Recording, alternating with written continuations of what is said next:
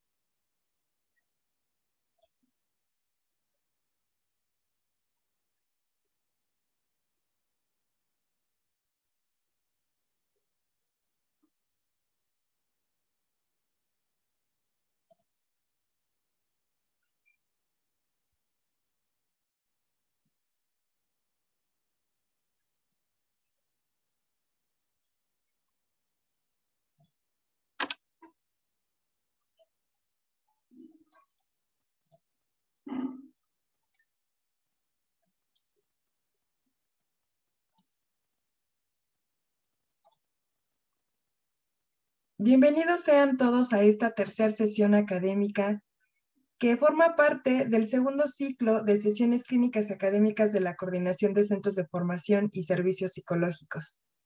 Para nosotros, y en especial para la doctora Silvia Morales Chainé, es un honor contar con la participación semanal de cada uno de ustedes. Esta ocasión, contamos con la presentación, la experiencia de la doctora Beatriz Paulina Vázquez Jaime, quien nos estará brindando el tema Trastornos del Niño y del Adolescente MHGAD. Me gustaría, antes de iniciar con esta semblanza de formación de la doctora Paulina, hacer unas breves aclaraciones sobre la dinámica que ya muchos de nosotros conocemos. En la sección de comentarios ustedes podrán vertir sus preguntas, comentarios para la ponente. Al final de la sesión las estaremos presentando. Vamos a tener nuestro audio apagado durante la sesión. Las participaciones únicamente van a ser válidas por el chat. El registro de asistencia se realizará en una liga tipo Forms que vamos a estar enviando en el chat hasta el final de la presentación. Es importante que solo en esa liga nos compartan sus datos. Ahora sí, damos paso a la lectura de la semblanza. La doctora Beatriz Paulina Vázquez Jaime cuenta con una formación como médico cirujano por la Universidad de Guanajuato. Especialidad en psiquiatría por el Instituto Nacional de Psiquiatría Ramón de la Fuente Muñiz y la Universidad Nacional Autónoma de México. Especialidad en psiquiatría infantil y de la adolescencia por el Hospital Psiquiátrico Infantil Juan N. Navarro y la Universidad Nacional Autónoma de México. Médico especialista adscrito a los servicios de atención psiquiátrica y apoya la Estrategia Nacional para la Prevención en Adicciones, ENPA. Es académica en la Universidad Nacional Autónoma de México como profesora de asignatura Introducción a la Salud Mental.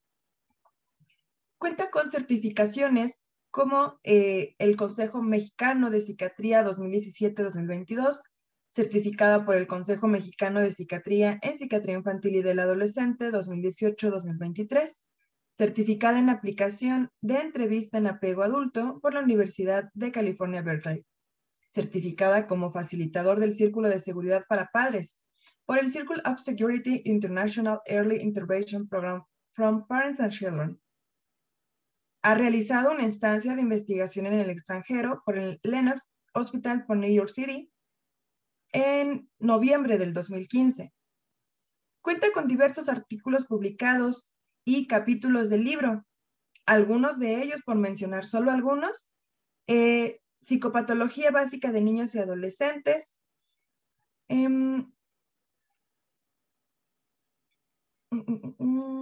es que wow, sí tenía muchísimos. Salud mental forense, las dos caras del acoso escolar, generalidades y estrategias de intervención.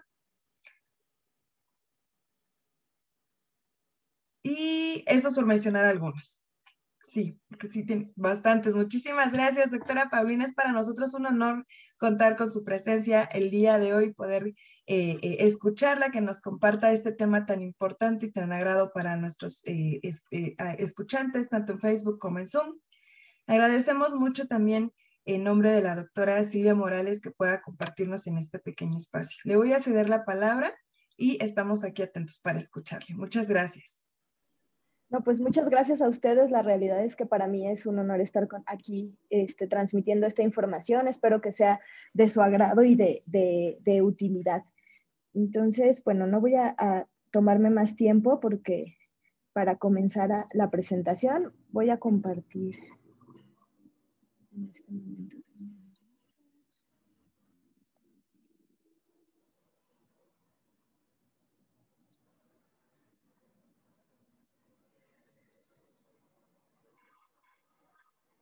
Ya la ven, ¿verdad?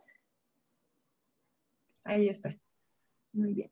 Bueno, la presentación básicamente es hablar un poco de los trastornos del niño y del adolescente desde la guía MHGAP, pero también incluí toda esta cuestión que hemos ido trabajando desde la red y de los servicios de atención psiquiátrica sobre la nueva reestructura de salud mental y lo importante que es hablar de salud mental desde los inicios y un poco de también lo que hemos ido haciendo con la Estrategia Nacional para la Prevención de Adicciones, del cual el MHGAP pues es un programa que sé que ya hace un par de semanas vinieron a hablar acerca de esto, entonces no repetiré esta información, nos iremos solamente a esta parte de niñas, niños y adolescentes. Cualquier duda que tengan, pues a lo largo de la presentación podemos ir respondiendo las preguntas sin problema. Entonces, bueno, el objetivo principal de la Estrategia Nacional para la Prevención de Adicciones, en la cual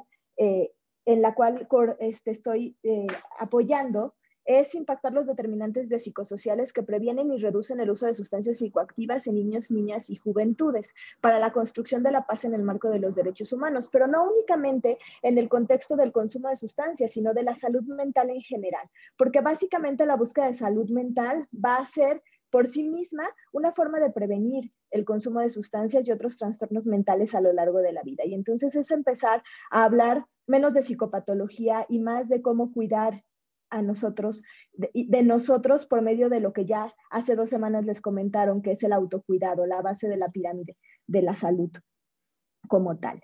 Todo este programa ha partido después de las recomendaciones que ha hecho la Organización Mundial de la Salud, donde, como sabemos, desde nuestro papel como psiquiatras infantiles y como prestadores de servicios de salud mental, pues no nos damos abasto y sabemos que no hay suficientes recursos súper especializados para esto y que vale la pena más bien empezar desde la base para poder ir fomentando la salud mental en todos. Entonces, las recomendaciones que como tal daba la OMS, pues era reducir el número de hospitales psiquiátricos, pero para llevar como tal la atención a primer nivel, estableciendo servicios comunitarios de salud mental, que esto nos va a ayudar desde la base del autocuidado, pues para que todos podamos identificar en un momento oportuno, cuando estemos comenzando a presentar dificultades y podamos tener una atención temprana sobre todo. Crear servicios de salud mental en los hospitales generales, que si alguno de ustedes ha tenido la oportunidad de estar en ellos, pues la realidad es que la salud mental todavía, o la psiquiatría todavía está lejana a esta situación. Y es una lucha constante que nuestros pacientes, cuando ya tienen un problema de salud mental o un trastorno mental, puedan ser atendidos de forma oportuna y adecuada en los hospitales generales. Y entonces eso es algo que tenemos que ir fomentando cada uno de nosotros. Integrar la salud mental en el primer nivel de atención, que es justamente lo que buscamos con el MHGAP, disminuir la brecha en salud mental y dar la atención justo en el primer nivel de atención. Crear servicios comunitarios de salud mental no formales, que esto podría ser básicamente con cuestiones como de apoyo, promotores de salud mental comunitaria, que también, de lo cual también les iré hablando a lo largo de la presentación. Promover el autocuidado mediante la información. Y como ya les presentaron hace 2 semanas, el autocuidado es la base o debería ser la base de la pirámide de la salud.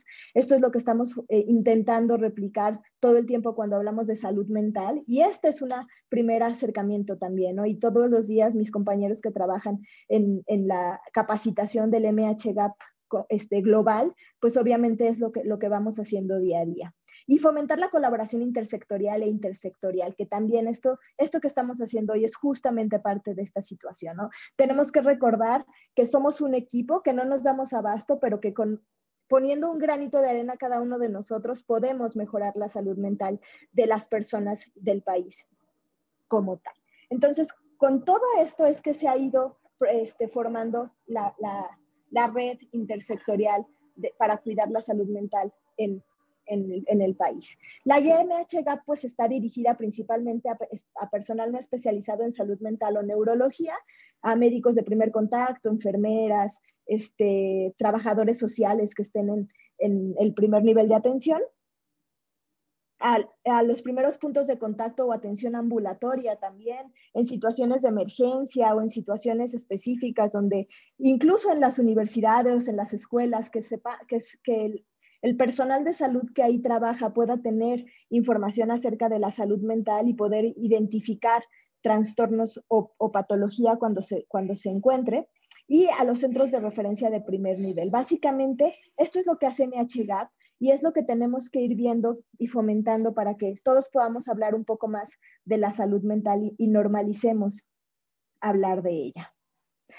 ¿Por qué es importante hablar de salud mental en niños, niñas y adolescentes? Creo que lo primero que tenemos que hacer es empezar a identificar que la realidad es que muchos de los trastornos mentales que nosotros vemos en los adultos pueden haber tenido las primeras semillas o la primera gestación, o empezaron a gestarse justamente en la infancia o en la adolescencia. Probablemente no eran un trastorno mental, pero había situaciones específicas que se iban sumando como factores de riesgo para en el futuro poder identificarlos. Los niños y adolescentes constituyen casi la tercera parte de la población y es ahí donde tenemos que ir identificando esto. Los problemas de salud mental afectan aproximadamente entre el 10 y el 20% de la salud en los niños, desde trastornos de ansiedad, trastornos del neurodesarrollo y episodios depresivos, por ejemplo, ¿no? Entonces, identificarlos en ese momento es el primer paso para mejorar el pronóstico de los individuos.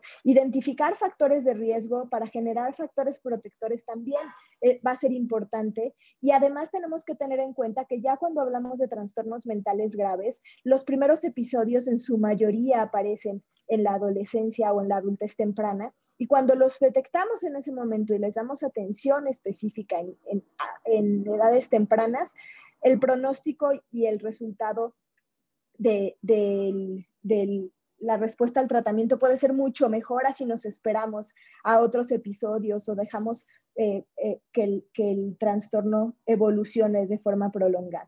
Como todo en medicina o como todo en salud, la prevención es la base, el autocuidado va a ser la base, y la atención temprana y el diagnóstico y el tratamiento oportuno va a generar muchos mejores resultados que si esperamos más tiempo. El 50% de las personas con enfermedad mental iniciaron aproximadamente a los 14 años con el trastorno, y muchos de ellos dejaron pasar muchos años antes de una atención. El 75% de las personas que hemos tenido un trastorno mental lo tuvimos o empezaron síntomas antes de los 20 años. Como les decía hace un rato, probablemente no era un trastorno como tal, pero había ciertas cosas que quizá estaban empezando a generar algún tipo de sintomatología. La identificación y el tratamiento temprano de los trastornos mentales va a mejorar drásticamente el pronóstico de niñas, niños y adolescentes. Y aquí es importante identificarlo, porque además, si tenemos ciertas situaciones que nos ponen en riesgo, poder estar atentos de esto va a prevenir que podamos tener un trastorno como tal o que sepamos qué hacer cuando aparezcan algunos de los síntomas. Además, es cierto que podríamos cambiar muchas cuestiones con respecto al individuo. No tratar desde el inicio los síntomas va a impactar en diferentes situaciones. Si estamos hablando de trastornos del neurodesarrollo, que vamos a enfocarnos un poquito más adelante, pues van a impactar justamente en el desarrollo de ese individuo en las diferentes áreas de su vida. En los logros académicos, muchos de los individuos que tienen un padecimiento mental o que tienen algunos síntomas podrán incluso dejar la escuela o no tener adecuados logros que los lleven a poder alcanzar al final una vida productiva, plena y saludable. Entonces, tener un trastorno mental en la infancia o en la adolescencia va a disminuir justamente el potencial de poder llegar a una vida plena y productiva, que sería pues el fin como tal de cada uno de nosotros. Durante la evaluación pues tenemos que tener siempre en cuenta cuál es la edad del niño. No podemos hablar igual de niños en la infancia, en la pubertad o en la adolescencia, y tenemos que ir evaluando estas situaciones también a lo largo del tiempo. La identificación temprana, como ya se los he venido diciendo a lo largo de estos minutos, y el tratamiento oportuno van a cambiar el curso de la vida de esa persona. Y creo que ahí es donde vale la pena que todos lo tengamos claro y que veamos esta situación. A veces cuando me ha tocado estar con residentes, que realmente fue en mi formación, siempre pensaba que cuando una persona llega a atención ya a nivel de salud mental es porque probablemente ya ha recorrido un largo camino, ¿no? La encuesta de epidemiología psiquiátrica nos dice que las personas tardan entre 10 y 14 años para acudir a tratamiento, para consumo de sustancias incluso tardan hasta 25 años para buscar un tratamiento oportuno, y muchas de estas veces pues ya ha habido muchos estragos a lo largo del tiempo. Entonces realmente si identificamos ciertas situaciones vamos a poder cambiar la vida de esos individuos, e incluso no solo de la persona, sino también de la familia y pues de la comunidad. El desarrollo infantil saludable va a influir significativamente en el bienestar de las personas, en situaciones de salud física, en enfermedades cardíacas, en competencias académicas, en la criminalidad y en la participación económica que vamos a tener cada uno de nosotros a lo largo de la vida. Entonces, cuando hablamos de salud mental, no solamente hablamos de sentirnos bien, o de no tener ansiedad, o de no estar tristes, o tener depresión, sino también hablamos de todo lo que engloba la salud mental como tal, ¿no? Y es el desempeño que podemos tener a lo largo de nuestra vida. Y creo que también eso es importante que hagamos énfasis, sobre todo para poder identificar la importancia de la detección oportuna. Y otra cosa importante que todos nosotros como prestadores de salud y sobre todo enfocados en salud mental es que tenemos que tener muy claro, mejor dicho, que siempre que tenemos un estigma contra el cual luchar, ¿no? El estigma y la discriminación con respecto a la salud mental es alto e importante. Y cuando hablamos de niños y cuando hablamos de adolescentes es mucho mayor, ¿no? Los niños y adolescentes con trastornos enfrentan grandes desafíos como el estigma, el aislamiento y la discriminación.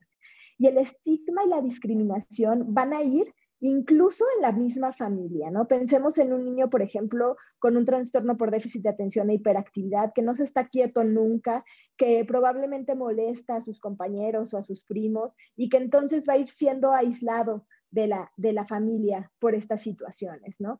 O a las personas con algún trastorno que no entendemos del todo, con alguna discapacidad o con algún trastorno del espectro autista, para los cuales es difícil estar en un ambiente donde pueda incluirse como tal, ¿no? Entonces, al fin de cuentas, desde pequeños van a estar siendo estigmatizados y discriminados. Y eso mismo va a hacer que se aíslen, y que no solo se aíslen individuos, sino también se aísle la familia.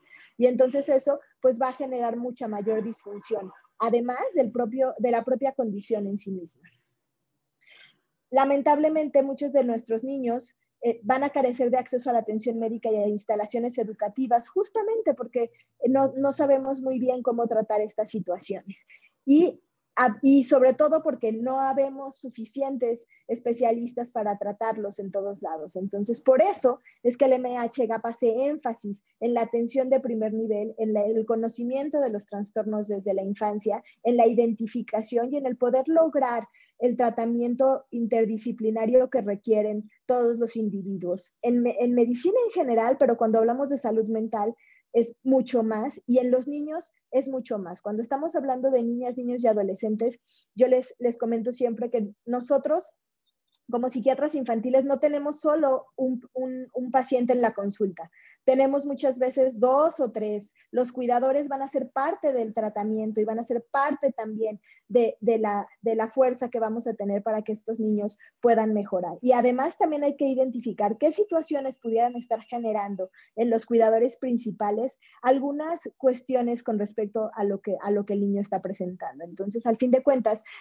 somos como un equipo desde la cuestión del tratamiento, pero también hay que identificar situaciones familiares que pudieran influir. ¿Cuál es el impacto del estigma y de la discriminación? Pues probablemente ustedes ya lo conocen. El bajo rendimiento escolar de los niños, la reducción de la participación comunitaria, el aislamiento del que ya hablábamos, la capacidad deteriorada para vivir independientemente, sobre todo cuando hablamos de trastornos mentales graves, las oportunidades de empleo limitadas que sí se pueden encontrar, porque muchas veces no se da empleo a las personas que ya tienen el antecedente de un trastorno mental, la alta carga del cuidador, de los padres, de los cuidadores principales, de que a veces pues sí implica una cuestión financiera importante y emocionalmente, porque cuando tenemos o estamos teniendo algún problema de salud mental, no solamente impacta al individuo que lo padece, sino también a la familia e incluso a la comunidad como tal. Las madres o los cuidadores también se estigmatizan. Y aquí yo diría que no solamente las madres y los cuidadores, todas las personas que estamos relacionadas con la salud mental a veces somos estigmatizados, ¿no? No me dejarán mentir, pero yo como psiquiatra, en el momento en el que decidí estudiar psiquiatría, había compañeros que me decían que por qué psiquiatría, ¿no? O sea, desde entonces ya estábamos empezando a ser un poco estigmatizados con respecto a lo que hacemos como tal. Entonces, la realidad es que el estigma hacia la salud mental no solamente lo sufren las personas que lo tienen o lo padecen, sino también todos los que estamos alrededor de él. Y es algo contra lo que tenemos que luchar. Hablando específicamente en los trastornos mentales de los niños, niñas y adolescentes, y aquí me voy a ir un poquito rápido para poder después hablar de lo que estamos haciendo con respecto o de lo que se busca hacer con respecto a la salud mental o a la reestructura. Sabemos que van a variar desde la infancia, desde la edad, y van a ir desde situaciones del neurodesarrollo hasta los primeros síntomas de los trastornos mentales graves, como sería la esquizofrenia o el trastorno bipolar. Lo que tenemos que hacer como prestadores de primer nivel, pues es evaluar los problemas iniciales del desarrollo. Cuando ya tenemos factores de riesgo al nacimiento o en el periodo perinatal, tenemos que ser muy claros con respecto a cómo se va desarrollando ese individuo. Y tenemos que empezar a identificar factores de riesgo importantes. Hay que indagar siempre cuando estemos frente a un individuo los problemas emocionales que pueda o no tener, pero más que patologizar los problemas que todos podemos tener en nuestra vida, es identificar qué tanto esto está impactando en el funcionamiento de cada uno de nosotros. Esa es la pregunta principal. Yo me puedo sentir muy, muy triste y sentirme muy, muy triste por más de un par de días, por más tiempo, pero esto no está generando una disfunción en mi desempeño como tal. En el momento en el que empiece a generar disfunción en mi desempeño laboral, en mi desempeño académico, en mi desempeño social, comunitario y familiar, entonces debo empezar a preguntarme si no estaré cursando por un trastorno como tal.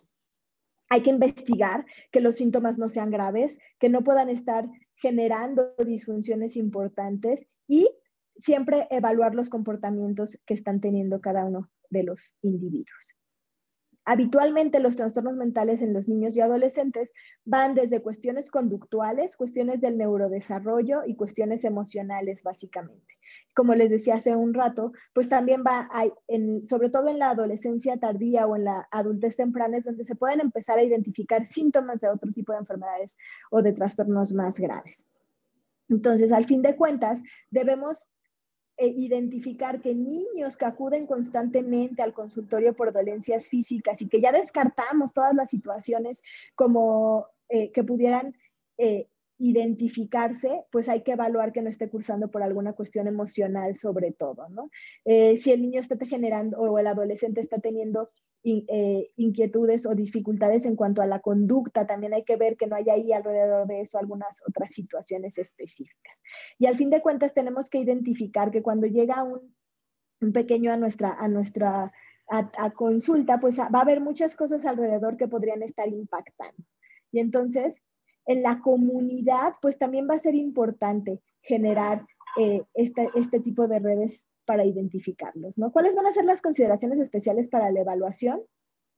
Pues primero tenemos que tener expectativas sobre lo que es normal y lo que no es normal en el desarrollo cuando hablamos de niños pequeños y a lo largo de la vida también, ¿no? Porque sabemos, por ejemplo, que la adolescencia es una época donde se generan muchísimos cambios que pueden generar también inestabilidad emocional, pero hay situaciones que pueden salir de la normalidad, por ejemplo. Los adolescentes sí pueden preferir aislarse de sus familiares y estar con compañeros y amigos, porque eso es lo más importante para ellos en ese momento, pero no es habitual que no quiera convivir con nadie o que todo el tiempo hable de la muerte, a pesar de que pues haya inquietudes y situaciones específicas. Entonces ahí tenemos que identificar qué sí es normal y qué no es normal. Los síntomas van a variar a lo largo de la edad y de las etapas del desarrollo. Hay ciertas situaciones que pueden ser normales en la infancia, algunos miedos, algún tipo de ansiedad, pero que tienen que ir disminuyendo a lo largo de la vida y que tienen que no generar disfunción, tanto en los niños como en los adolescentes.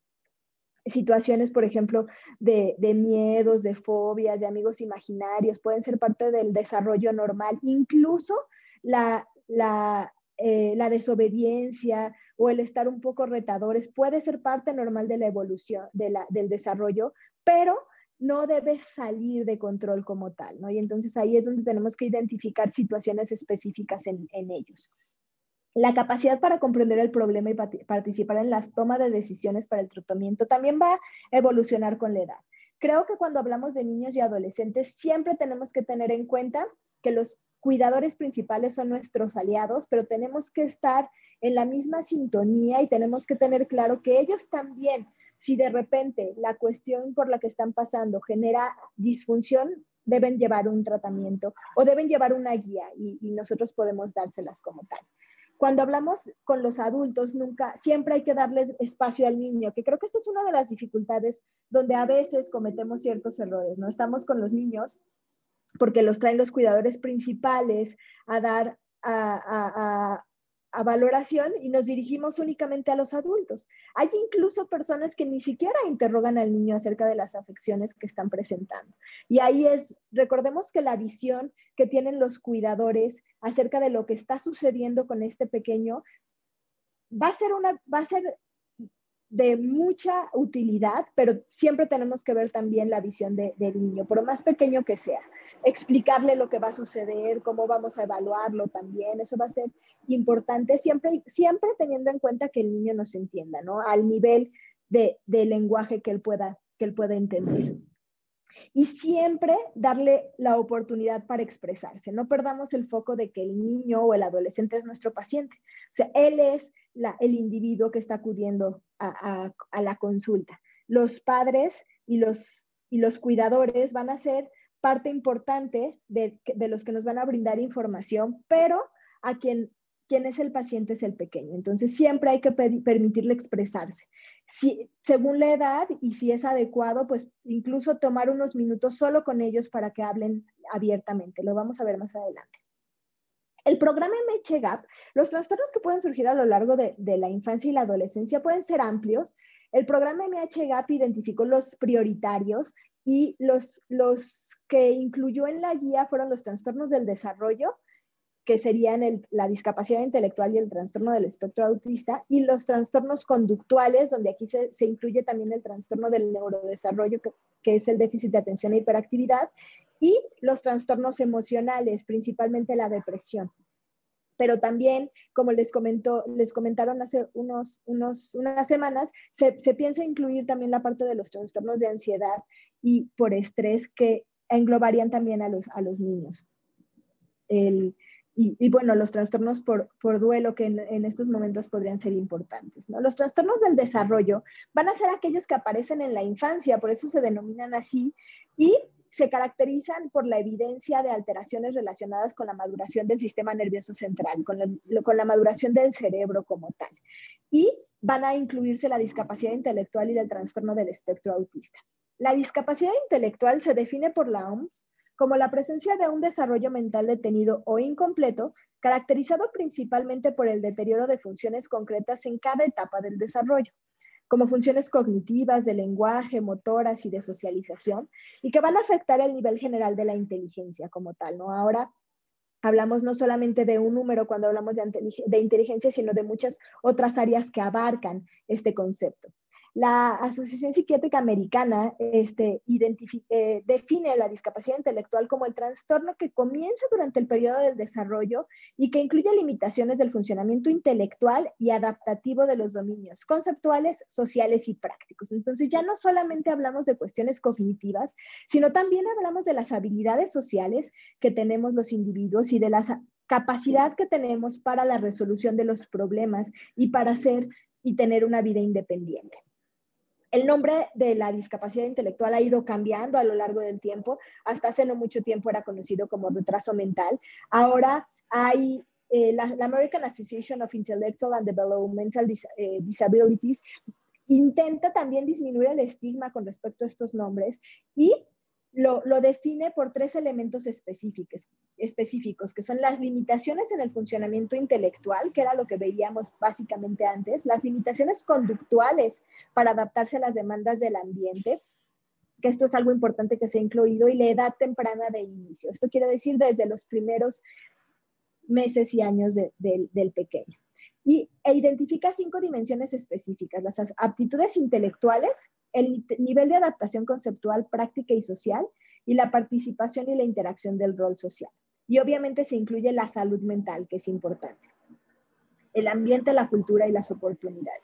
Y básicamente se evalúan estas áreas que pueden estar afectadas como tal, ¿no? Entonces tenemos que identificar cuando hay retrasos en el desarrollo de los niños a las primeras edades, en los primeros años de vida, y a partir de esto poder verlo de inicio como un factor de riesgo, como un foquito rojo, y conforme va pasando el tiempo, que ya pueda ser parte de un trastorno como tal, ¿no? Entonces la comunicación, las habilidades sociales, la capacidad de tener salud y seguridad, el cuidado personal, qué tan útiles podemos llegar a ser en la comunidad, las habilidades académicas, las actividades en casa, el autocontrol y el ocio. Todo esto va a incluir la inteligencia como tal y va a ser evaluado para poder englobarlo en una discapacidad intelectual como tal. El otro trastorno importante que se incluyó pues son los trastornos del espectro autista, y lo que tenemos que hacer desde la guía MHGAP es la identificación como tal del mismo, ¿no? Quizá el tratamiento para esto pues es mucho más amplio y va basado principalmente en cuestiones psicosociales o psicoemocionales, pero también es importante que tengamos claro que entre más pronto lo identifiquemos, mejores oportunidades va a tener ese pequeño para su desarrollo como tal. El trastorno del espectro autista ha sido también cambiado. Antes eran síndromes específicos o trastornos específicos y ahora es un espectro, porque se ha visto que hay cierta evolución del mismo cuando se hacen intervenciones específicas. ¿Qué va a influir en estos individuos? Pues la condición va a estar caracterizada por 3 situaciones específicas: la calidad de las interacciones recíprocas y emocionales, la incapacidad como tal para las relaciones sociales, la comunicación verbal y no verbal. Algunos de ellos logran la comunicación verbal, algunos de ellos no, pero el lenguaje sí es muy concreto, y las conductas e intereses repetidos y estereotipados que puede tener cada uno de los individuos. Básicamente, en este esquema aparece las situaciones que tenemos que tener en cuenta cuando hablamos de un trastorno del espectro autista. La medida de la inteligencia, porque además dentro del espectro puede haber desde aquellos que tienen una discapacidad intelectual obvia hasta aquellos que antes eran conocidos muchos como el síndrome de Asperger, donde pueden tener una inteligencia prodigiosa o arriba del promedio, ¿no? Y entonces ahí va a influir en toda esta situación. La interacción social va desde que no interactúan con los demás en su mayoría, desde el contacto visual, que se identifica desde pequeñitos, desde que son bebés, la sonrisa social, que también no está presente en estos niños, y la interacción con los demás, ¿no? Esta capacidad para socializar y disfrutar de la compañía de otros, que muchos de nosotros tenemos sin ningún problema. La comunicación también va a variar. Va a haber aquellos que no tengan lenguaje verbal y aquellos que sí lo tengan, pero el pensamiento y el lenguaje la mayoría de las veces va a ser concreto como tal, no va a tener el pensamiento abstracto. Las conductas repetidas, que pueden ir desde estereotipias o movimientos repetidos con una interacción específica, hasta tics también pueden tener. Las conductas inusuales, como aletear, sobre todo en situaciones emocionales importantes, o incluso girar en sí mismos, son situaciones que hay que tomar en cuenta. Los estímulos sensoriales, que también pueden ser desde ser muy sensibles o no ser sensibles, tanto al dolor como a los sonidos. Y entonces pueden ser individuos que cuando hay mucho ruido en el exterior genera mucha disfunción al grado de presentar crisis como tal. O de tener dificultades, por ejemplo, con ciertos tipos de ropa o con ciertos tipos de alimentos también, ¿no? Entonces, por eso la terapia sensorial es importante en estos individuos. Y habitualmente es básicamente en la cuestión de los sonidos y las sensaciones, pero puede incluir a todos los sentidos, los órganos de los sentidos. Y las habilidades motoras, que pueden o no tener dificultades, y si se encuentran, principalmente pueden ser en habilidades motoras finas, pero igual que como con los otros aspectos, va a variar según el individuo, y el espectro puede tener desde las no coordinadas hasta las coordinadas. Entonces, cuando hablamos de una persona o un individuo que tiene esta condición de un trastorno del espectro autista, estamos hablando de individuos que pueden variar, por eso ahora son espectros, ¿no? En todas estas dificultades, y dependiendo del individuo va a haber alteraciones o no. Y que el tratamiento específico para cada una dirigida va a generar y puede generar cambios en el individuo. Es por eso que ahora hablamos de trastornos del espectro. Y en este tipo de trastornos, pues el tratamiento básicamente va a ser psicosocial, ¿no? Algunas veces sí hay tratamiento farmacológico que puede ir dirigido a conductas específicas, pero como tal, la base del tratamiento es terapéutica o psicoterapéutica. Cuando hablamos como tal de los trastornos internalizados o de los trastornos externalizados, que serían los trastornos conductuales o los trastornos emocionales que incluye la guía MHGAP, tenemos que tener en cuenta que también van a tener diferentes variaciones. Los trastornos internalizados van a ser comportamientos y alteraciones psicológicas del ámbito emocional cuyas expresiones se dirigen hacia adentro, causando daño al individuo mismo. Y los externalizados van a ser las alteraciones conductuales, como el trastorno por déficit de atención y los trastornos de conducta específicos. Los trastornos conductuales van a ir desde los trastornos de conducta, como el oposicionista y desafiante y de la conducta disocial, y el trastorno por déficit de atención, que ahora en el DSM-5 se incluye dentro de los trastornos del neurodesarrollo, pero en la guía, en su versión 2, siguen dentro de los trastornos conductuales. Básicamente estos individuos van a tener inatención, hiperactividad e impulsividad. ¿Por qué los incluimos juntos o los incluyen juntos en la guía? Porque muchos de estos niños que tienen un trastorno por déficit de atención pueden llegar a desarrollar un trastorno de conducta. Entonces, cuando estemos frente a un niño con trastorno de conducta, siempre hay que preguntarnos si no tiene atrás de eso un trastorno por déficit de atención e hiperactividad. Y tenemos que identificar que estos síntomas estén dentro de los primeros 12 años. Estos son los síntomas del trastorno por déficit de atención e hiperactividad en sus diferentes dimensiones. Pueden ser inatentos o hiperactivos. Voy a ir un poco más rápido, no los voy a leer como tal porque los pueden encontrar en su guía, sobre todo porque ya no tenemos tanto tiempo. Pero básicamente hay que identificar que haya 6 de cada uno de estos, 6 de inatención, 6 de hiperactividad o impulsividad para hacer el diagnóstico, y hay que evaluar la gravedad de los mismos y detectarlo para evitar que después puedan tener un trastorno de conducta específico. Los trastornos de conducta, pues básicamente incluyen a aquellos niños que se molestan fácilmente, que discuten, que molestan a otros, que culpan por errores, y entre más graves sean las conductas, hablaremos de un trastorno oposicionista o desafiante o un trastorno de conducta disocial. El trastorno de conducta disocial va a incluir estos 4 de abajo: el molestar a otros deliberadamente, el destruir a otros, engañar o robar, e incumplir normas graves en la sociedad. Entonces, ¿por qué va a ser importante identificar estos trastornos y darles tratamiento específico? Porque, al fin de cuentas, pues, pueden generar alteraciones más adelante. Y además, esto puede generar no solo alteraciones en el individuo, sino también pues en la sociedad de forma importante. Y tenemos que identificar que muchas veces estos niños, si no se detectan de forma oportuna y se les dan intervenciones específicas, pues van a ser estigmatizados todo el tiempo y van a ser básicamente los que van a tener mayor riesgo de ciertas situaciones. Por ejemplo, un niño que tiene trastorno por déficit de atención e hiperactividad, que además tiene un trastorno de conducta posterior, va a tener mayor riesgo de otros tipos de trastornos emocionales, pero también por consumo de sustancias, por ejemplo, ¿no? El riesgo se incrementa muchísimo. Entonces, por eso es importante dar tratamientos específicos. Hay que evitar las etiquetas de los niños. Les ponía el ejemplo de los niños con TDA que eran estigmatizados incluso por la familia. Y la realidad es que cuando además tienen un trastorno de conducta, pues los etiquetamos constantemente, ¿no? En el salón de clases, pues es el que está el mal portado, el que siempre tiene las orejas, o está en la esquina, el regañado, etcétera, ¿no? Y entonces son estigmatizados por la escuela, por los maestros, por la familia, y esto empieza a generar alteraciones en otras áreas, sobre todo emocionales. En los niños con un trastorno de conducta, el castigo va a empeorar las conductas. Entonces va a llegar un punto en el que ellos van a decir, pues de todos modos, haga lo que haga, va a haber castigo y voy a perder todo. Entonces, pues ya ni siquiera les importa, ¿no? Si les quitan el iPad, si les quitan la televisión, si van a estar recostados en su cama sin hacer nada porque ya no tienen medios para divertirse, pues a ellos ya no les interesa como tal.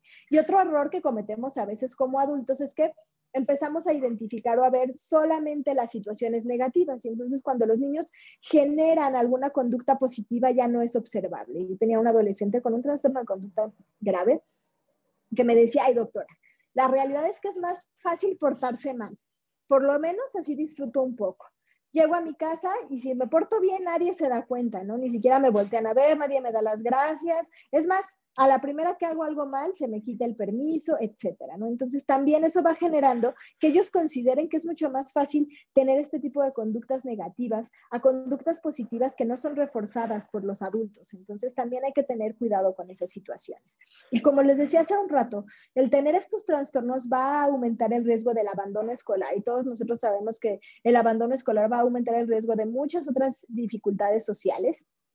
Va a ir escalando las conductas como tal, no va a haber mejoría de esto y van a tener síntomas emocionales y por consumo de sustancias importantes. Y además el riesgo de un adolescente que consume sustancias a edades tempranas, pues de desarrollar un trastorno por uso de las mismas, va a ser mucho mayor. Entonces, por eso es importante detectar estos trastornos. Además de que se ha visto que los tratamientos oportunos y específicos sí mejoran el pronóstico, les cambian la vida a los adolescentes y a la familia, bueno, a los niños y a la familia también, y además previene como tal en consumo de sustancias y otros trastornos específicos. ¿Por qué? Porque, bueno, al mejorar en todas estas situaciones, pues no tendría por qué haber síntomas emocionales, rechazo de otros, etcétera. Entonces, ahí es donde nosotros como psiquiatras infantiles o como profesionistas de salud mental desde la infancia, estamos convencidos de que sí podemos cambiar el curso de la vida de esos niños si les prestamos atención a estos trastornos. Y cuando hablamos de los trastornos emocionales como tal, pues estos pueden aparecer a cualquier edad, aunque lo habitual sí es que aparezcan más en la adolescencia. Y en unos ciertos estudios que llegamos a hacer en los servicios de atención psiquiátrica, donde evaluábamos las tendencias de atención, básicamente identificábamos que efectivamente al inicio, antes de los 9 años, los trastornos que predominaban en las consultas eran los trastornos conductuales o los trastornos del neurodesarrollo. La discapacidad intelectual, los trastornos del espectro autista en el Hospital Psiquiátrico Infantil, por ejemplo, el trastorno por déficit de atención, algunos de ellos con trastornos conductuales. Pero cuando llegábamos a la adolescencia, la estadística cambiaba completamente y entonces desaparecían los trastornos conductuales y los trastornos del neurodesarrollo y se evidenciaban los trastornos emocionales, principalmente ansiedad y depresión. Y después, un poco ahí al final de la adolescencia, aparecían los trastornos mentales graves como la esquizofrenia, el trastorno bipolar o el trastorno obsesivo compulsivo. Pero era muy evidente y nos preguntábamos, ¿qué pasaba? No es que los adolescentes no tengan TDA, problemas de conducta o incluso trastornos del neurodesarrollo, porque sabemos que los trastornos del neurodesarrollo son condiciones que van a persistir a lo largo de la vida. La situación es que cuando llegan los adolescentes, quitamos un poco el foco a estos trastornos y nos enfocamos en la cuestión emocional, porque ahí ya estamos viendo las dificultades o el desencadenante de algo que probablemente se gestó antes. Entonces, también es importante que cuando vemos a un adolescente con trastornos emocionales a edades tempranas, o cuando vemos a un chico con problemas de conducta importantes, siempre tenemos que ir a ver la historia e identificar que no estemos hablando también de otros trastornos específicos. Los trastornos de ansiedad como tal pueden ser comunes a lo largo del desarrollo. Va a haber un límite muy delgado entre lo normal y lo patológico cuando hablamos de ansiedad, y puede presentarse en todas las edades como un rol adaptativo. La ansiedad o temor en el desarrollo del niño puede ser normal, pero es importante que éste no limite su funcionamiento a lo largo del tiempo.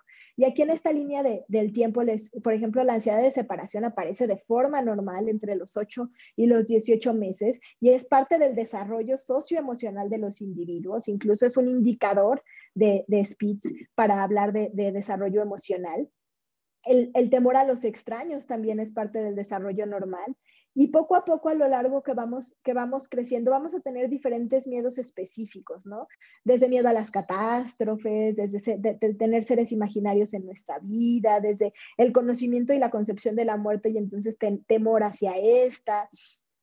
Y poco a poco ir incrementándose. Lo importante es que a lo largo del tiempo esto no genere disfunción en el individuo, ¿no? Porque ya cuando llegamos a veces a la adolescencia arrastrando ciertos trastornos de ansiedad, pues probablemente acá ya podamos identificar un trastorno de ansiedad generalizada como tal. Entonces, ahí es la dificultad que tenemos que identificar.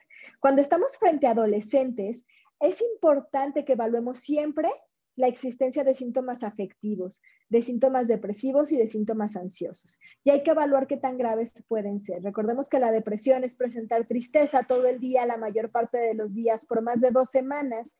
Y esta depresión puede generarse a lo largo del tiempo. Y además de sentir tristeza, también puede ser considerada como la cesación del placer por las cosas que nos gustan o que disfrutábamos. En los adolescentes no siempre los identificamos tristes, pero podemos identificarlos muy irritables como tal, ¿no? Y la irritabilidad va a ser un síntoma de depresión en los adolescentes. Muchos de ellos, en lugar de hablar como tal de la anedonia o la pérdida del placer, hablan del aburrimiento como tal, ¿no? Y a veces es difícil con ellos porque puede ser que algo que les gusta muchísimo sí les genere placer, pero todo lo demás alrededor no, ¿no? Y entonces los papás a veces dicen, no, pero lo que le gusta bien que está ahí muy atento y lo disfruta, pero todo en su entorno hace que no sea así, ¿no? Y entonces también hay que tener ciertas situaciones en las que veamos qué tanto esa irritabilidad o ese aburrimiento puede estar haciendo que el chico disfuncione. Sabemos que la adolescencia es una etapa difícil en la que todos tienen alteraciones emocionales, pero esto no debe hacer que se aísle por completo de otros o que traiga pensamientos repetitivos de muerte que incluso los lleven a situaciones que los pongan en riesgo. Cuando hablamos de niños, no solo en los adolescentes, bueno, cuando hablamos de salud mental y cuando hablamos de niños y adolescentes, siempre por ley tenemos que evaluar el entorno familiar. Yo diría que siempre que estamos frente a un individuo y estamos identificando su salud mental, habría que hacerlo, pero cuando hablamos de niños y adolescentes no podemos no hacerlo. ¿Por qué? Porque el entorno familiar va a ser una piedra angular en el tratamiento y en el desarrollo y en el pronóstico de ese pequeño. Entonces ahí tenemos que identificar cuáles podrían ser diferentes estresores para el individuo. El entorno escolar también, porque muchas veces el entorno escolar va a estar generando ciertas situaciones de estrés, desde el desempeño académico hasta la socialización, para descartar también que no esté siendo víctima de acoso escolar o por el contrario, que no esté siendo generador de acoso escolar. Entonces también es súper importante. Lo ideal sería que cuando vemos a un pequeño en una situación de salud mental, pudiéramos tener y ser este gran equipo del que les hablaba un poco, ¿no? Al inicio hablaba de la familia y nosotros, pero también lo ideal sería que incluyéramos a la escuela como tal dentro de ese gran equipo, a los psicoterapeutas y dependiendo de las necesidades de cada individuo, pues el equipo va a ser más grande o más pequeño según lo que vaya necesitando como tal. siempre que estemos frente a un individuo que acude por alguna situación de salud mental, tenemos que evaluar que no tengamos un episodio depresivo que pueda poner en riesgo la vida de ese individuo, que no esté teniendo pensamientos de muerte o incluso intencionalidad o conductas suicidas, ¿no? Autolesiones, etcétera, ¿no? No podemos dejarlos ir sin preguntarlo, porque también ahí podemos cambiar el pronóstico de esos adolescentes. Al fin de cuentas, de lo que se basa la guía MHGAP es en la identificación de los trastornos en los niños y adolescentes y en las intervenciones psicosociales que van a ser en su mayoría la piedra angular del tratamiento. En los trastornos del neurodesarrollo quizás sea el tratamiento específico, en los trastornos de conducta también. El trastorno por déficit de atención, pues ahí sí el fármaco va a ser súper importante, pero no puede ir solamente el fármaco, tiene que haber una intervención psicosocial alrededor de esta. Y en la cuestión de la depresión y la ansiedad, también el fármaco puede ser un tratamiento vital, pero la parte psicosocial y la mejoría del ambiente del individuo va a ser súper importante para el mejor pronóstico y desempeño. Les repito, yo estoy convencida de que en todos, también en los adultos, esto es súper importante, pero en los niños no puede no existir. La psicoeducación, y aquí es donde les recuerdo o reitero esta parte de que no solamente estamos viendo a un niño, estamos viendo a toda la familia o a los cuidadores de ellos. Entonces, la psicoeducación tanto al niño, al adolescente y a los cuidadores va a ser súper importante.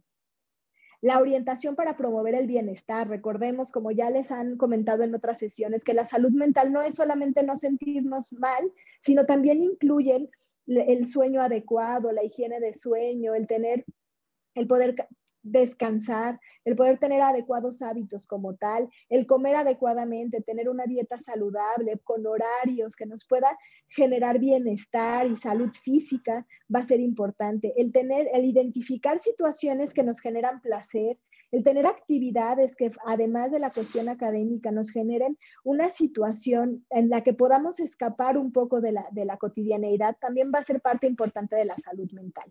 Entonces, la salud mental incluye dormir bien, comer bien, hacer ejercicio y actividad física para estar bien físicamente y además tener este bienestar que nos genera el ejercicio por sí mismos, dormir a nuestras horas y además tener situaciones sociales favorecedoras. Recordemos que somos individuos sociales, que el ser humano se beneficia muchísimo de la interacción. Hay estudios incluso que nos dicen que tener amigos nos protege de la depresión.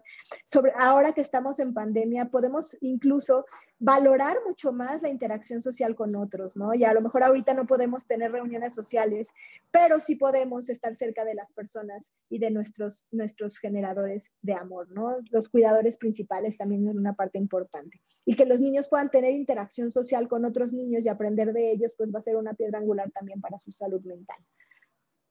La asistencia y el cuidado cuando sea necesario en salud mental, aprender el manejo de estresores específicos con diferentes situaciones y herramientas y el enlace con recursos de la comunidad y con los profesores. Recordemos siempre que al tratar a los niños y adolescentes, hablamos en comunidad. El equipo va, quizá nosotros como prestadores de salud, somos solamente la guía para que alrededor de él pueda tener diferentes beneficios. Y entonces, pues en este punto es que se ha buscado la prevención como tal de la salud mental. ¿Y cuál es la meta de la prevención? Pues la meta de la prevención va a ser se va a basar en el sano y seguro desarrollo de los niños y jóvenes para desempeñar adecuadamente sus talentos y lograr su potencial. Eso es lo que tenemos que buscar siempre que estemos frente a un individuo y sobre todo frente a un niño. De manera que se conviertan en ciudadanos que contribuyan positivamente a su comunidad y a la sociedad, que ese sería el fin último de cada uno de nosotros. Pero al fin de cuentas, cuando estamos frente a los niños, lo ideal sería que buscáramos identificar los talentos que tienen para que puedan desarrollarse de una mejor forma. Hay diferentes campañas que se han hecho para hablar de salud mental en los niños y adolescentes, sobre todo ahora que estamos frente al COVID y hay muchas situaciones que pudieran mermar la salud mental de todos. La salud mental va a incluir desde los primeros 1000 días y el inicio del preescolar, ¿no? La realidad es que muchas veces nos preocupamos por nuestra salud mental hasta que ya somos adultos. Y la realidad es que deberíamos preocuparnos por la salud mental de los pequeños desde el primer momento, ¿no? Desde el desarrollo socioemocional, brindarle a los niños todo el amor que podamos y tengamos para que ellos se sientan seguros, va a ser la base principal de la cadena, ¿no? O sea, John Bowlby y Mary Ainsworth, cuando estudian la teoría del apego, hablan y generan este concepto de una base segura y nos dan la pauta para identificar que qué tanto tengamos nuestros cuidados emocionales y básicos en la primera infancia va a ser un determinante importante. Obviamente el apego no es todo en la vida de un individuo, o los vínculos que tenemos no son todo, pero sí van a generar situaciones específicas que nos van a dar una protección en el futuro como tal. Entonces tenemos que empezar a hablar de salud mental desde el inicio, incluso antes de pensar en ser padres y madres. Y obviamente, según la edad de cada uno de nosotros, vamos a tener diferentes situaciones en las que podamos mejorar la salud mental de los niños, niñas y adolescentes. Va a haber situaciones de riesgo específicas en la primaria, con respecto al desempeño escolar, con respecto a la generación de acoso escolar, a proteger a los individuos para disminuir este fenómeno que es importante en nuestra sociedad. En la secundaria, y en la educación superior, pues situaciones de riesgo como cuestiones de consumo de sustancias u otras conductas riesgosas que se puedan tener, y ir dirigidos principalmente a familias y a docentes para que juntos, además del personal de salud, psicólogos, de salud mental, psicólogos, psiquiatras, médicos, junto con ellos seamos un equipo para buscar la salud mental de los niños, niñas y adolescentes, ¿no? La escuela y la familia van a ser parte importantísima de la salud mental de los niños. Y entonces tenemos que identificar que para hablar de una vida saludable tenemos que tener en cuenta todo esto y tenemos que promover los factores de protección para la salud, ¿no? La salud física es importante, pero la salud mental, como bien dice la OMS, no hay salud sin salud mental. Entonces, tenemos que tener cuestiones de higiene, de alimentación, de un desarrollo integral de las habilidades cognitivas y emocionales, comportamientos de los pequeños, prevención de enfermedades crónicas. Entonces, todo esto, el autocuidado, que es la base, va a ser importantísimo para lograr la salud mental de los individuos. Y como no me he cansado de repetir y no me cansaré nunca, no solo tenemos que enfocarnos en el individuo, sino tenemos que ver el contexto escolar, el contexto familiar y el contexto comunitario, porque todos tenemos un papel importante en el desarrollo de cada uno de los niños y niñas con los que nos toca trabajar. Esta pirámide ya la conocen, se las presentaron hace un par de semanas. El autocuidado es la base de la pirámide en salud mental, y lo que se está buscando actualmente con toda esta red intersectorial para la búsqueda del mismo, pues es que se base en esto y que después tengamos ciertos cuidados individuos. Al final puse un pequeño video en el que es un video de un niño con trastorno por déficit de atención y justamente habla de esto. Creo que no van a escuchar, déjenme quito mis audífonos.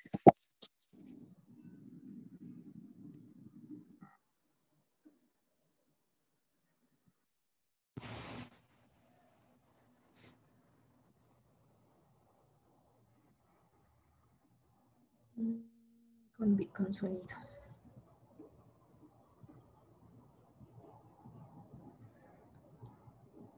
Listo. I can see how you feel a little bit different than the other ones. I can feel how you see a little bit different from the rest of the world. And I know you will never talk to me, but you need to know that you'll always have the biggest place in my heart. And when you're young, I know that time is slow, but learn to be patient because someday this difference will pay, and your time will come.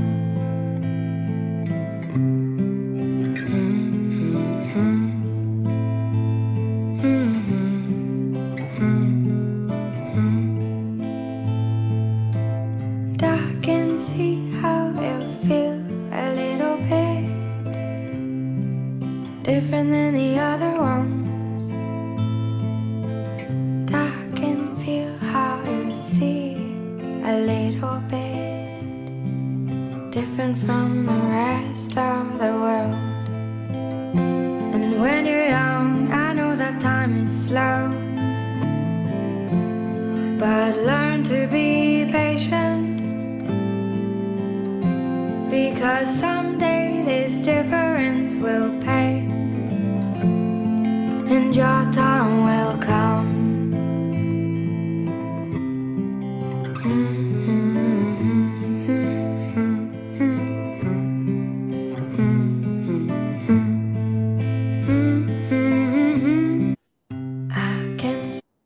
Terminó. No, bueno, este video a mí me gusta muchísimo porque justamente es un niño con TDA, pero habla como de las diferencias que puede haber cuando tenemos un trastorno y es tratado a cuando no lo tenemos. Y el TDA es uno de los trastornos que podemos identificar más fácilmente el cambio que hay cuando se da un tratamiento adecuado y completo e interdisciplinario. Entonces, por eso es que gusto de hacer uso de este video. No sé si tengan dudas, hablar de salud mental en 1 hora es muy poco tiempo, pero bueno, estoy aquí para responder algunas de las dudas que tengan.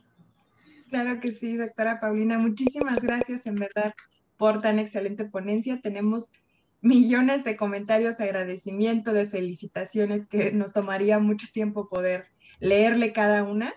Vamos a enfocarnos en aquellas en las que son preguntas.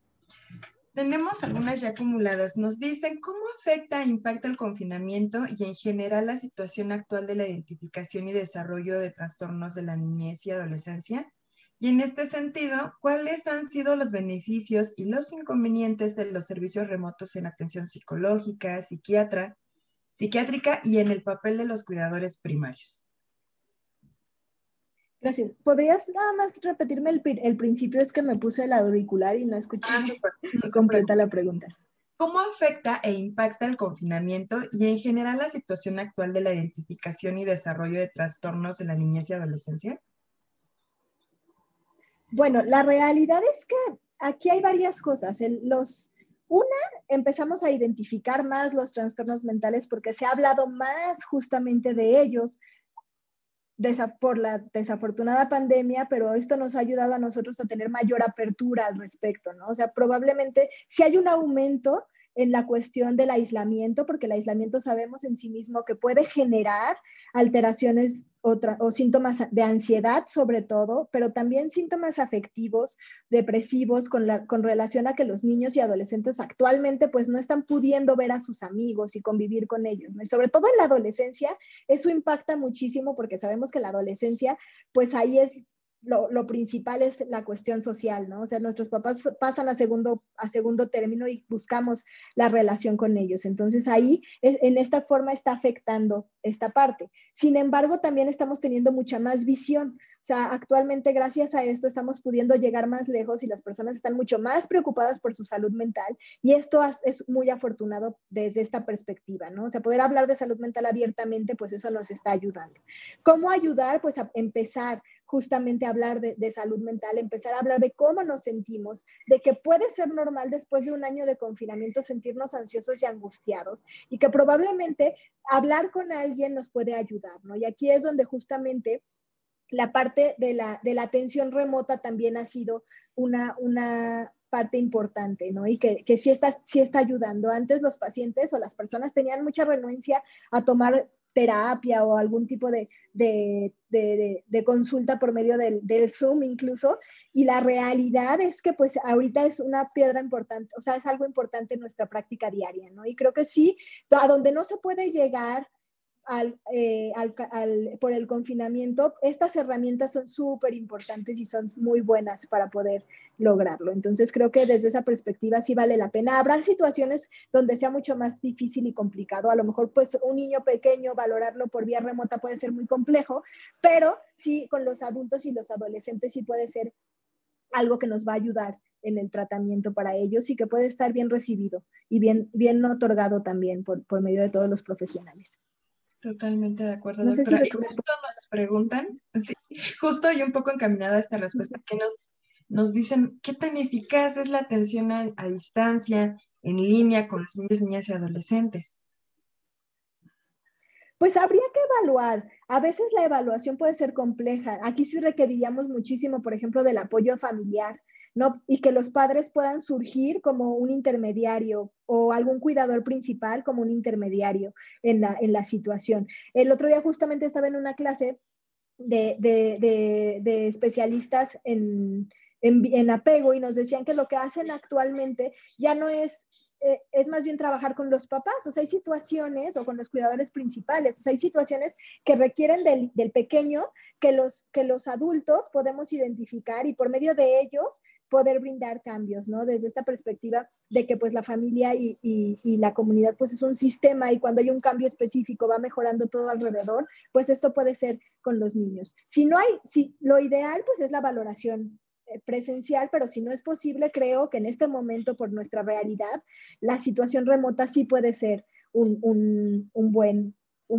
buena forma de tratamiento. Totalmente de acuerdo. Nos preguntan, doctora, ¿por qué los psicólogos no pueden diagnosticar TDAH? ¿A partir de qué edad se puede diagnosticar un niño con este trastorno? Pues recordemos que el trastorno por déficit de atención e hiperactividad, el diagnóstico es clínico, ¿no? Y entonces es lo que vemos frente a nosotros, lo que los padres nos reportan o los cuidadores principales y lo que la escuela nos reporta también del niño, ¿no? No es que los psicólogos no puedan identificarlo, más bien hay que hacer uso de otras herramientas también y hay que identificar situaciones específicas que puedan estar confinando. Más que a lo mejor, más bien a veces se pierde. El TDA se puede confundir muchísimo, por ejemplo, con un trastorno de ansiedad o con síntomas ansiosos del pequeño. Entonces ahí es donde tendríamos que ser mucho más sensibles en identificar de qué estamos hablando. Por eso la parte familiar y la parte escolar va a ser importante. No hay, en psiquiatría, lamentablemente no hay estudios que nos den diagnósticos es clínico y los estudios que hacemos pues son para descartar otras condiciones o enfermedades que pudieran dar los síntomas que estamos evidenciando. Entonces yo creo que un psicólogo sí puede identificar los síntomas y dar un seguimiento. Quizá un psiquiatra infantil sobre todo podría dar un diagnóstico específico porque además algunas veces se mandan a hacer algunas otras pruebas para identificar situaciones en funciones ejecutivas que puedan tener alteraciones los pequeños, pero creo que más que encasillarnos en quién sí puede y quién no puede dar o tratar algo, creo que tenemos que tener claro que somos un equipo todos, ¿no? Que nosotros como psiquiatras somos un equipo con ustedes como psicólogos y con los profesores incluso para el bienestar de ese pequeño. Y la edad, habitualmente lo que nos dice el DSM es que a partir de los 6 años se podría hacer antes el diagnóstico. Sabemos que como nos dice ahí, que aparezca antes de los 2 se hace un diagnóstico específico de trastorno por déficit de atención e hiperactividad, pero ahora ya hay estudios que nos dicen que hay adultos que empiezan con síntomas, ¿no? Ahí todavía hay ciertas situaciones que habrá que identificar, que no estemos hablando de otros trastornos, pero sí, la cuestión es que cuando son muy pequeños, a menos que la hiperactividad sea brutal, la realidad es que puede ser que los pequeños todavía tienen dificultades para prestar atención antes de los 5 años, para prestar atención y estarse quietos mucho tiempo, por el mismo desarrollo. Entonces, por eso es que se pone este corte. Pero sí se puede identificar antes, si es muy grave. Muchas gracias, doctora. Nos preguntan cómo trabajar el estigma con el niño, cómo explicárselo.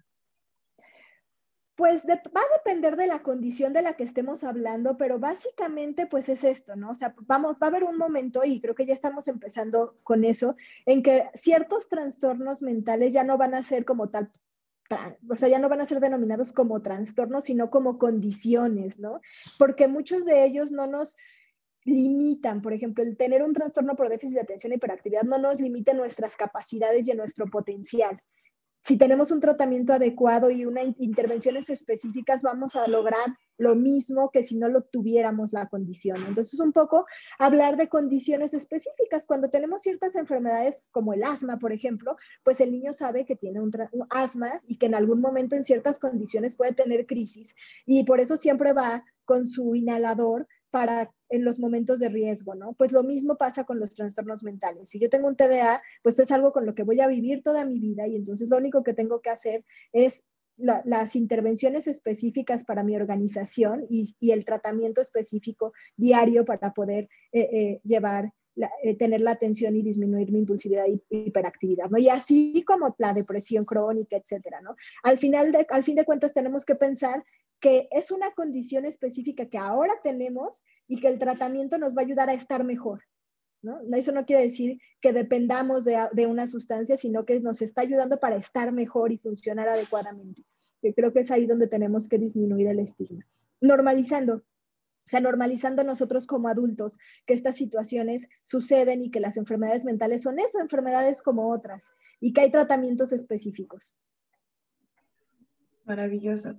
Doctora, nos preguntan, ¿cuáles son las intervenciones psicosociales que se tienen que trabajar con niños y adolescentes con estos trastornos mentales? Okay. Las situaciones, por ejemplo, va a depender también de la condición, pero pueden ser habilidades sociales, mejoría en cuestiones familiares, o sea, que los padres tengan bien claro los límites y las reglas que hay en la escuela, perdón, en casa, en la escuela, que haya comunicación entre los padres, que sepamos que pues también deben estar alineados en la misma sintonía lo mejor que se pueda para la educación de los hijos. La parte psicoterapéutica, si es necesario, también va a depender de cada individuo. Si hablamos de un trastorno por déficit de atención, pues va a ir muy enfocada en cuestiones organizacionales, a resolución de problemas, a disminución de impulsividad, ¿no? O sea, va a depender de la condición. Si hablamos de un trastorno del espectro autista, pues van a ir incluso en cuestiones de lenguaje, ¿no? Psicoterapia de lenguaje, cuestiones somatosensoriales, la terapia sensorial es importante. O sea, va a depender de qué estemos hablando. La terapia cognitivo-conductual para trastornos de ansiedad, para trastornos depresivos, también va a ser parte importante del tratamiento. Entonces, va a depender del trastorno del que estemos hablando, pero básicamente, pues son cuestiones de este tipo. Claro, doctora. Una pregunta muy frecuente que vemos acá es si usted puede recomendar algún directorio, algún número donde puedan solicitar este servicio. Hay una red de servicios desde el gobierno. La línea de la vida actualmente ya está capacitada. Justamente cuando vinieron a hablar de MHGAP, hablaron de la capacitación que se hizo en línea de la vida para no solo trastornos por uso de sustancias, sino también trastornos mentales. Si hay algunas líneas de atención, los hospitales psiquiátricos, los ECOSAMs, los CAPAS, donde se puedan identificar. Pero creo que sí hay un directorio que les podemos hacer llegar desde esta parte. También hay asociaciones civiles que ven esta situación, ¿no? Buenísimo. Una cuestión también que veo común, me parece, son cuidadores que también se conectan a la sesión. ¿Cómo podríamos concientizar, incluso desde esta psicoeducación, ¿no? De la importancia de tomar los medicamentos conforme la dosis, conforme las recomendaciones del psiquiatra? Porque muchas de las preguntas que nos dicen es, ¿cómo le hago? Porque ya no quiero que se la pase medicado. ¿Cómo le hago? Porque la abuela no quiere que le esté tomando el medicamento, quiere llevarla a otro servicio que no necesariamente es médico. ¿Cómo podremos a lo mejor apoyar en este sentido? Excelente pregunta. Creo que el estigma hacia los psicofármacos o los medicamentos psiquiátricos tiene muchísimo tiempo. La mayoría de las personas cree o considera que puedan generar adicción como tal.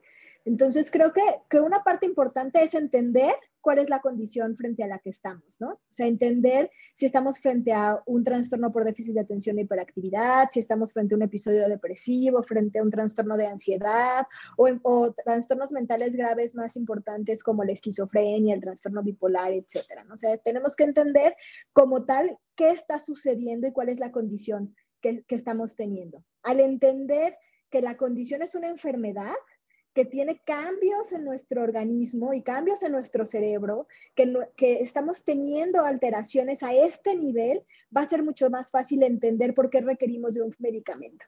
Es como la diabetes. Cuando nos da diabetes, sucede que la insulina ya no está actuando de forma adecuada o ya no estamos teniendo la suficiente o algo está pasando en nuestro organismo que hace que no podamos metabolizar a la glucosa. Y entonces, ¿qué hacemos? Nos dan tratamiento para poder hacer eso, ¿no? Entonces pasa lo mismo cuando tenemos un trastorno mental. Nuestro cerebro ya no está logrando estabilizar o equilibrar la situación que antes sí podía estabilizarse o equilibrarse. La psiquiatría ha tomado muchísimo papel en la cuestión neurobiológica y de las neurociencias, y eso es lo más importante actualmente, ¿no? Ya no son chamanerías o brujerías o situaciones que antes, como no teníamos cómo explicar los trastornos mentales desde la biología, pues a veces teníamos estas ideas, ¿no? Entonces, si entendemos los trastornos mentales desde la biología, desde las alteraciones en las sustancias que están generándose, entendemos por qué necesitamos un medicamento para esto. La segunda parte es entender que según la condición va a ser el tiempo que voy a requerir tomar el medicamento. Que va a haber condiciones que voy a necesitar tomarlo a partir de hoy siempre y va a haber condiciones que probablemente lo tomaré unos cuantos meses o un año y después podré retirarlo y mi cuerpo ya volvió a generar la situación anterior, ¿no? A veces yo les explico a los pacientes que es como darle cuerda al cerebro y darle la suficiente para que después pueda ir solito, ¿no? Entonces pasa esto. Entonces, creo que desde concebirle a la salud, al trastorno mental desde esta perspectiva, hace que entendamos que no es depender de una sustancia, sino es algo que necesito para estar mejor. Buenísimo, maravilloso. Doctora, nos preguntan sobre comorbilidades con el trastorno. ¿Cuáles son las más frecuentes? ¿Con cuál trastorno? ¿Déficit de atención? Okay. La comorbilidad más común en niños que tienen trastorno por déficit de atención son los trastornos del aprendizaje. Los trastornos de aprendizaje, trastornos de la lectoescritura, del cálculo, problemas académicos, eso es lo más común. A veces también hay situaciones conductuales, es común que un niño con un trastorno por déficit de atención, que no ha llevado un tratamiento adecuado o adecuadas situaciones conductuales específicas, pueda desarrollar un trastorno de conducta. Entonces también es común verlo. Por eso siempre que estemos frente a un trastorno de conducta hay que preguntar si no tenemos un TDA atrás. Igual los trastornos de aprendizaje, si estamos frente a un niño con trastornos de aprendizaje hay que preguntar que no tenga algún trastorno por déficit de atención. La dislexia también puede ser común. Y ya más adelante, los trastornos afectivos sí se presentan, pero como consecuencia de todas las dificultades que han tenido, por el estigma, por el rechazo, a veces hay niños con TDA con una inteligencia promedio o superior, que por el mismo TDA tienen muy mal desempeño académico y creen que no tienen la capacidad, ¿no? Entonces también eso pues va mermando en trastornos afectivos o de ansiedad. Totalmente de acuerdo, doctora. Muchísimas gracias. Creo que tratando de homologar las preguntas que nos hicieron, esas serían las más generales, las principales. Agradecemos a todos de verdad que pues, nos hayan pues, acompañado en esta reunión, es decir, la tercera sesión académica, contando con la participación de la doctora Paulina Vázquez. Muy agradecidos, doctora, de verdad, de contar con su participación, su ponencia. Llueven los comentarios de felicitaciones en ambas plataformas, muy contentos con la forma, incluso la forma tan sencilla en la que nos está brindando la información, que es tan amigable, nos sirve muchísimo. En nombre de la doctora Silvia Morales Chainé, coordinadora de los Centros de Formación y Servicios Psicológicos, agradecer su espacio, el tiempo que nos brinda para esta ponencia. Les agradezco muchísimo a todos. En el chat van a estar observando la liga para el registro de asistencia. Recuerden, por favor, que es única y exclusivamente la forma en la que pueden registrarse para obtener su constancia. Nuevamente, muchas gracias a todos. Les deseamos un excelente día, doctora Paulina. Muchísimas gracias, de verdad. Enhorabuena y felicidades por la excelente presentación. No, pues muchas gracias a ustedes por invitarme. Para mí es un honor venir a hablar de lo que más me gusta. Maravilloso. Vamos a dejar el chat de registro un par de horas más abierta para que puedan registrarse. Excelente tarde a todos. Hasta luego.